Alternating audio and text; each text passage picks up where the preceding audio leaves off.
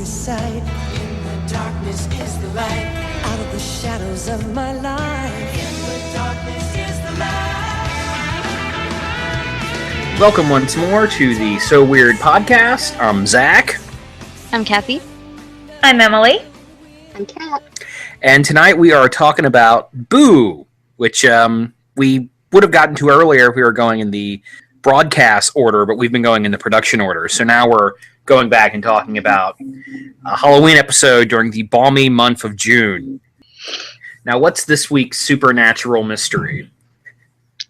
I feel like this one's just too weird even for so weird. It's about the dead who have come back just for one night. Yeah, The Walking Dead, or the spirits, however you want to call it. Ghost, or I guess you could call Samhain kind of the theme of the episode. It's more of an anti-Halloween episode. Yeah, and that's one of the reasons why I'm a little disappointed in this one, because I'm a Halloween freak. It's my favorite holiday. I plan for it all year round and go way over the top. I basically watch nothing but horror movies for 2 months because of it. I plan my whole year around Halloween. And to find out that Fiona is not a Halloween fan was very disappointing to me. I don't know. To me, it makes sense. I like her reasoning. Yeah. It makes it hilarious. And I like that they call her Ebenezer Fee. Yeah, that's cute. I'm a Halloween fanatic. I love the month of October.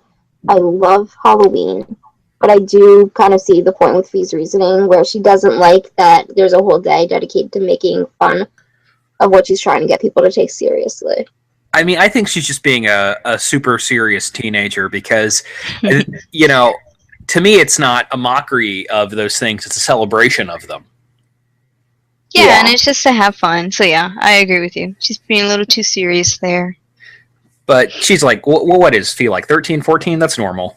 Yeah. And I guess we should preface this episode by saying that none of us really like this episode very much. Yeah, it's called Boo, but it's more like Boo.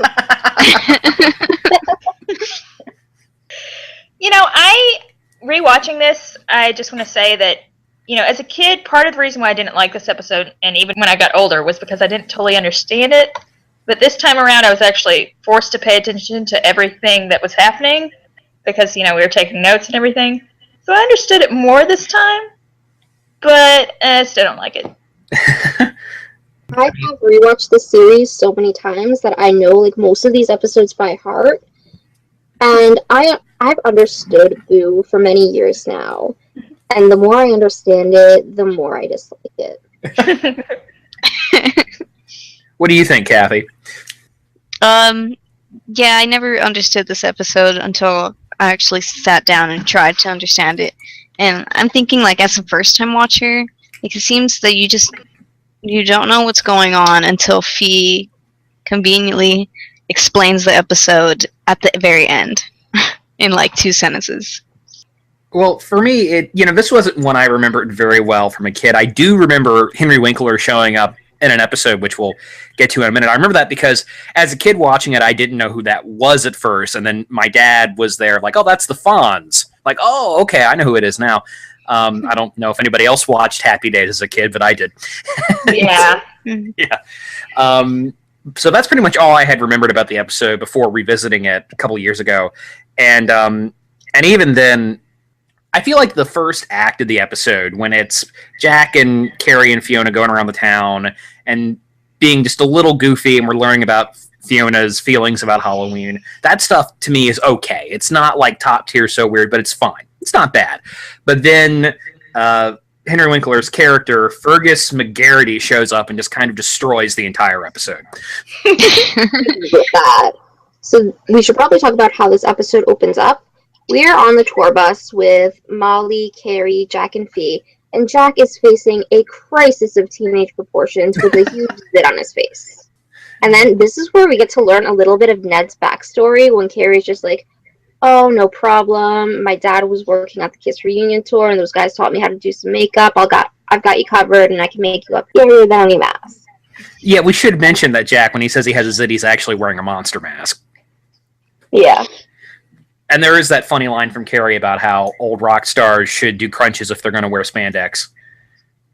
Yeah, and then Fiona's line of sure, you can make him makeup, scarier than this, pointing to the map, but scarier than this, and holding Jack's actual face. That was a cute moment. Yeah, like that stuff is kind of cute. I think Jack and Carrie are acting a little too goofy in a few of the scenes, but it is Halloween. Yeah. Everybody gets a pass. Yeah. And we do get there's at least one other kind of cute Ned Irene scene. I don't remember now the specifics, but when I was just watching it like a half an hour ago, I thought, oh, that's a cute scene, and now it's completely gone from my brain. Oh, is it where Ned is getting the vegetables from the bed and breakfast garden thing, and the garden thing, Irene is just, she's so grumpy the whole time, and she like makes a face at not wanting to eat the soup or something. Yeah, Ned's like, I could never get her to eat her vegetables. Yeah, that's a cute little moment. That's sweet. But the whole premise of the episode is kind of dumb because I don't. What's the name of the town? Did they say what the name of the town is in this one? Rhiannon. Okay. Anyway, so yeah, in this weird town, Jack says Happy Halloween to one of the people earlier, or something about Halloween to one of the people in town earlier, and they have no idea what he's talking about. But after sundown, all these mysterious, kind of zombie-esque, ghostly ghouls show up. Molly and Carrie think like, oh, the town's throwing this epic Halloween party. How cool. Right. Here's a guy's arm off. Whoa, these prosthetics are amazing. Yeah, and their reaction to that probably shouldn't have been as muted. Probably should have been like, oh, Jesus, I just tore a guy's arm off. Yeah. But, and we find out that this town celebrates the Celtic festival of Samhain and the dead are roaming the spirit. But there's roaming the world, But there's some weird trade going on where somebody has to spend a year in the world of the spirits or something. Yeah, this part of the episode reminds me a lot about the Supernatural Season 1 episode with the scarecrows. And, for the town to be prosperous, somebody had to be sacrificed every year. So I think it was something like that. For the town to prosper, somebody had to be sacrificed every Halloween. Right, but instead of them just being killed, they just spend a year in the world of the undead. Which apparently smells very bad. Well, I would imagine it would if you're around, people who are decomposing and rotting. And that's where Henry Winkler's character comes in. And like I said, his performance is just irritating. Agreed. He's really hammy. Yeah, I hate it. From like the minute he appeared to the very last second. With his face in the gravestone too. Yeah. Yes. And his relationship with his wife is like the strangest relationship ever portrayed in children's television. Where like he's begging his wife to let him back in the house, and the things he's saying is like, offer up your feet. Like he sounds like, do you remember in the movie Matilda? Not Matilda, A Simple Wish, the other Mara Wilson movie. Okay, well there's an evil fairy and she turned her dog into like her assistant. And then, of course, the human assistant acts like a dog because it is a dog.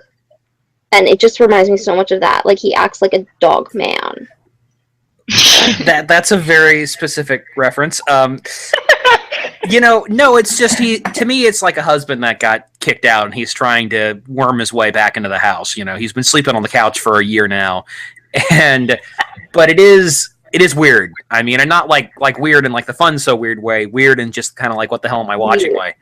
Yeah. Yeah, and she kicked him out and sent him to the spirit world. Like, not for a weekend or anything. Why isn't he more angry? Yeah, I feel like that would be the end of the relationship for me. Trying to get on our good side so it doesn't happen again. Because she's in the one building in the entire town that has a lock on it. And if you're not locked up somewhere safe where the zombies can't get you, then you get taken down to the underworld. Yeah, it's just so dumb. There's a lot of really silly things in the script. And on one hand, that's kind of cool because it does remind me a little bit of like the Shirley Jackson story, The Lottery, where I don't know if anybody's read that. Yes. But like not well done. Like instead they go really broad and goofy instead of kind of weird and creepy, which is where they should have gone, I think, maybe. I just agree that the tone is totally off for this episode. Like, if you think about the premise, someone getting kicked out of their town, having to go live in the underworld for a year and then coming back is kind of cool. But, yeah, they just make it so goofy that it just doesn't work. Yeah, and then Fiona's basically following this guy around just because he's weird and, she's attracted to weird. But, like, she's took the following bus this guy around. I forgot about that. You're right.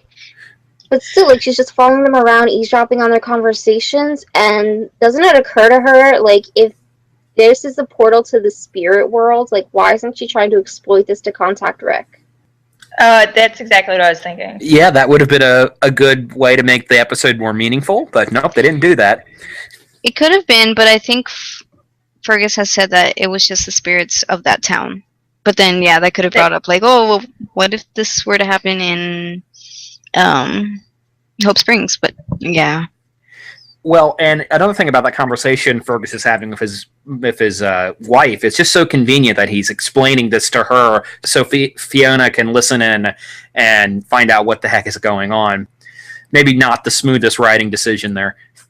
Yeah, so once Fee learns that if you're not, locked away, then the spirits are going to take you down there, I think she's trying to want to leave, but Fergus has the keys, and Fergus basically says, like, you can look dead, and they won't get you. Right, I mean, we should mention that, like, the central conflict here is the town is trying to sacrifice the Phillips family for this year. Yeah, and then that leads to a really dumb, baffling ending. Yes. Yeah, well, I just want to say, okay, so if Fergus has the keys to their bus, why doesn't he just roll out of town? Because he's dumb. Because he wants to get with his wife, I think. But, I mean, it's just for the evening, right? Like, after midnight, something happens, someone gets taken, and then, I don't know. That's true. Yeah, that would have been a good point, yeah. Anyway, so get to the ending.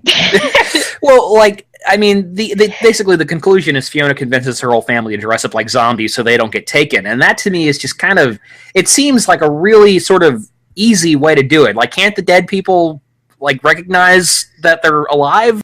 Don't they have, like, a living person sense? Apparently, like, their sense of smell has died because they just see the people dressed up in makeup and assume that they're dead. Fergus. Fiona even tells Fergus, like, oh, we're doing what you told us. Laying dead. I just feel like Fee is really almost sadistic in this scene. Like, she gets too much pleasure out of sending this guy back to the underworld for a year. Yeah, I think, true. Yeah, that's what ticks me off the most, is it's just so out of character. Yeah, and doesn't Fergus mention that he hasn't had anything to eat or drink in a year, so shouldn't he be dead at this point? Who knows? They really don't explain that. I think that's one of the elements of suspension of disbelief that you need to have when you're watching a TV show like this. But it's, like, so ridiculous that you can't suspend your disbelief. Yeah, and I kind of wish that they had just done, I don't know, like I said, for me, Halloween is such an important holiday, and so much of the ritual of it means so much to me that I kind of wish they had just done sort of like a trick-or-treat adventure sort of episode and had something wacky happen somewhere, but like just in like a normal town, not in a town with a deep dark secret, which is what So Weird usually does. Because when I just hear the word So Weird Halloween episode, what my brain jumps to is way more interesting than this. Agreed. Maybe the writers were like, I don't know, every episode's a Halloween theme. Let's just be lazy. Yeah, it does. It does seem like they phoned this one a little bit. But also, I think, like, originally they weren't planning on this episode or Fountain. It was Disney who wanted 2 holiday episodes and had them do it. So maybe that's why they filmed them back to back. Well, this one, I always get the feeling that this one was pushed by Disney as, like, an episode that needed to be lighthearted. Like, you're taking this show and concept too seriously, writers, so throw in a silly episode, will you? You know, especially after Banshee. And this one is written, well, on Wikipedia it says it's written by Tom J. Astle. But, yeah, the writer who I believe is not the main writer of the show, but the creator of the show, I think. But it's also interesting that if this is an episode that Disney pushed, it's interesting that it aired so rarely. Maybe it's just because it was a Halloween theme episode, but all the copies of it online are atrocious. It's one of the episodes that I can't remember watching on TV. Well, you know, you say that maybe it didn't get aired too much because it was Halloween themed, but, you know, Disney showed the Halloweentown movies, like, all the time. Yeah, and they're still doing it to this day. Oh, are they? Yeah. Okay. I can't say I watch much of the Disney Channel now, here in 2017. Only on Halloween. Do we have anything good to say about this one? I like the opening monologue. I like that too. Where Fee's in the coffin. I totally wasn't expecting that when I rewatched the show, and it kind of gave me the shivers. That opening freaks me out because it implies that Jack and Carrie were like throwing dirt on top of Fiona. And like imagining that is like more amusing than this entire episode. Well, and just opening the episode with the implication that our protagonist is being buried alive is a little dark. It's like, let's do something a little bit dark. So they just did the intro like that, and that's it. I like those shots of the Raven, which seems like it's foreshadowing something, but really isn't. It's just kind of spooky ambiance. Yeah, Halloween. I like that too. And the Candyman, the guy who gives like the candy samples to Jack and Carrie. I felt like he should have been more important than he was. Well, he seems excessively odd. Mm-hmm. Yes. Yeah, and I guess that's another thing with this episode. Like, it seems like they're setting up a lot of things, but they just don't really go anywhere. Instead, the main plot of the episode doesn't really have much to do with all that setup in the first half. I liked when Fee and Molly are walking downtown and everything keeps scaring Molly. I don't know why that was funny to me. And then, I don't know if you guys noticed what Jack's costume was or what he was wearing, but you could see it towards the very end. He has a skateboard basically in his body, like half a skateboard sticking out from the front and back. He's an impaled skateboarder. Yeah. No, I never noticed that. That's cool. Yeah, you should go back and look. It's hilarious. That's a pretty cool costume. It is, especially because it brings back memories of Brink. Even though that was roller skate. Yeah, well, my brain went there too. Yeah, so like I said, I like some of the early stuff in the episode, but as I said, once Fergus shows up, the whole thing goes off the rails and becomes irritatingly goofy. And that last shot with his face in the tombstone, what the hell was that all about? I hate that. I don't know, just so bad. Yeah, I mean, it feels like it should be a bigger deal. Oh, you're having like an established kind of TV star who's, pretty much an icon. He's important to. He's important to the show. Yeah, because he's the producer. Yeah, I was gonna say, he's the executive producer, one of them, and I found a couple things where he talks about the show. So there's a newspaper article that I found, like an old clipping. I guess the article was written while the show was airing. He called the show wonderful, and interestingly, he said he acted in 2 episodes. Ooh. So, yes. I mean, we only know of this one, right? Did he have, like, a voice acting role in one that was, like, uncredited? And then there was a promo that's on the So Weird forums under the commercials thread. And it's just kind of nice because you see him in his, like, director's chair or whatever. And, he says, he's talking about the cast, and he says, they're entertaining to watch, they're funny, they're a fabulous team that I'm so incredibly proud of. So I thought that was nice. He really enjoyed his time on the show, I think. Yeah, he seemed to be a real champion for the series, which just makes it even weirder that when he shows up in this episode, his performance is terrible and he's super annoyed. I know. I think that's like the writers of this episode in general. I mean, I guess, but a lot of those acting decisions were his. Yeah, so like I said, it is kind of a shame that this one isn't too good, though. I mean, I don't hate it. I think I still probably like it better than any of the season 3 episodes. I don't know. I feel like this feels more like a season 3 episode. Yeah, no, it does, because it is a little goofier, and it's not even fun goofy like some of the previous. Like, I like Simplicity. This is not as good as Simplicity. And it's funny that you mentioned that, because for the longest time growing up, like, I always confused Fergus and Tad Raxel and thought that they were the same person. They have similar personalities. Yeah. And they're both really manic, so I can see that. Really annoying. So I just Googled Henry Winkler So Weird, and I found this Q&A from this old So Weird fan site. I could put that in the description. He talks a little bit about... Well, no, they're pretty good questions, like, where did the idea come from? I can read that one. Michelle Davis and Alec Griffith, with whom I had previously worked on Sightings, came to me with an idea for doing a paranormal show involving children. I thought it was a great idea, and it took about 2 years to sell. We went to all the various networks and finally received a big yes from Disney Channel. Then Tom Astle, the creator and writer, who also serves as one of the series' executive producers, really gave it the form that finally became the pilot. As a matter of fact, in a recent issue of TV Guide, the magazine selected our show as one of the top 10 new kids shows. They went to a bunch of different networks, and it actually got picked up by Disney, which I find really funny, actually. Yeah, that's interesting. I would have assumed that it was developed for Disney. Well, I think at this time, this is when Disney became like a basic cable network.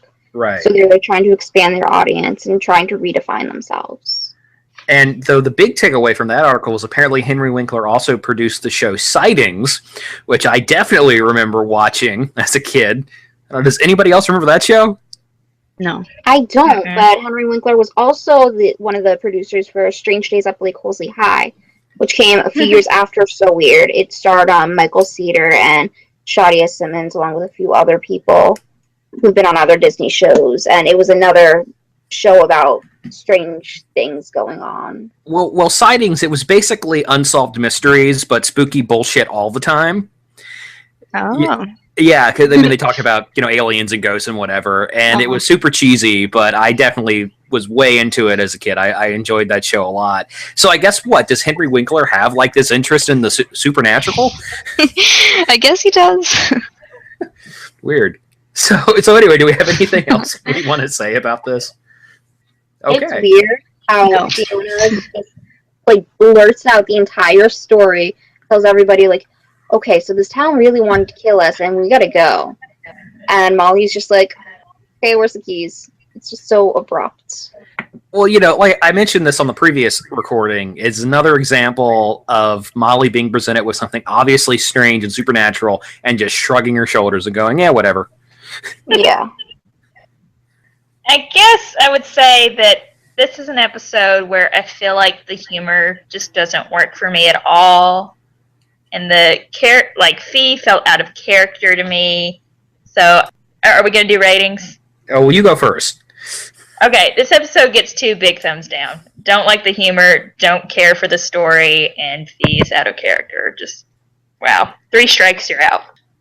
Well, I gave this one a 5 out of 10 because I do like some of the early spooky ambient stuff, but that's still pretty low. Yeah, I agree with that for all the same reasons. I'm going to give it a 3. Oh, man. 3 is real bad, Kathy. Just because I wouldn't even watch it at all. I would just skip it all the time. Yeah, I think there's only one other I would put below this one, which is Vampire, which I really don't like. So, No, I definitely take Vampire over this. I think this one is my least favorite episode for the first 2 seasons. All right, so I mean, is that it? Are we done? So apparently, one of which one of the twins is it? I think it's Tia. Tia Mowry wants to reboot Sister Sister, and a lot of websites have run with this thing like, oh, Sister Sister reboot, but really she really wants to do it. There's no production company or writers attached or anything, so they're kind of making a mountain out of a molehill here. But are there any big fans of that show here, or? I mean, I just liked it. A reboot, I don't think is necessary. But I'm thinking if Sister Sister can't, or they're struggling to get a writer and producer, then So Weird's chances. Yeah, because Sister Sister is a show people actually remember. Yeah. Yeah. We just need someone who's like a super director, super famous, can do whatever project he wants. Yeah, Steven Spielberg. To be a super So Weird fan. That's all we need, guys. We should hit up Henry Winkler. Yeah. How much sway does Henry Winkler have in Hollywood these days? He's the Fonz. Yeah, you can just go into the studios and go, hey, and get anything greenlit, right? Exactly. I guess the thing is, I feel like all of these reboots that are being announced, they don't feel necessary. Like, none of them feel necessary to me. The only one that I would actually feel was necessary was So Weird, because it didn't end as it was supposed to, and they totally screwed up the third season. So some of the reboots, I mean, like with Twin Peaks, that made a lot of sense because that show ended on a huge cliffhanger. And bringing back Mystery Science Theater made sense to me because you can do that formula over and over again and it won't get old. But something like Full House, like, did we need a Full House reboot? And something like Sister Sister, like, I don't think the world is crying out for that. I mean, I'm sure there are somewhere on the internet probably listening to this show and they're going to rip my throat out, a super diehard Sister Sister fan. But I can't imagine there is a huge audience calling out for that. No, but something there is a huge audience calling out for.